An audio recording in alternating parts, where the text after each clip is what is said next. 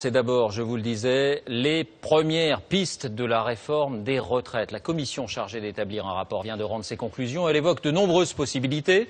Revenir sur les avantages fiscaux des retraités, augmenter soit l'âge de départ, soit la durée de cotisation, augmenter aussi les charges patronales. Bref, il y en a pour tout le monde. Mais ce qui retient le plus l'attention, c'est ce qui concerne l'harmonisation des régimes. La commission suggère de modifier les règles de calcul pour les fonctionnaires. Margot Manière, Didier Dahan, avec notre bureau à Poitiers.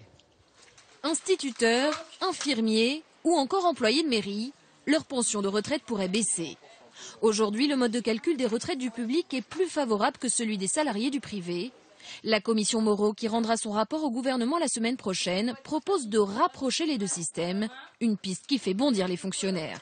C'est perdre nos acquis, quelque part. Parce que si nous, c'était calculé sur les 6 derniers mois et il y a beaucoup de prises d'échelon en fin de carrière, c'est quand même plus intéressant.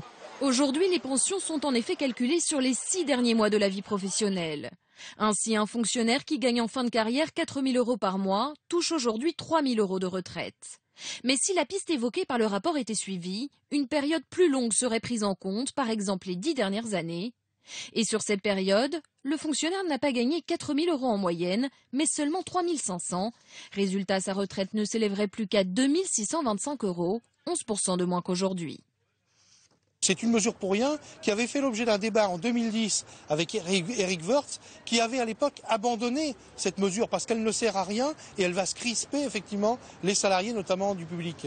Aujourd'hui, dans le privé, la retraite est calculée sur les 25 dernières années et elle est moins élevée en moyenne, 1 216 € contre 1 724 pour le public.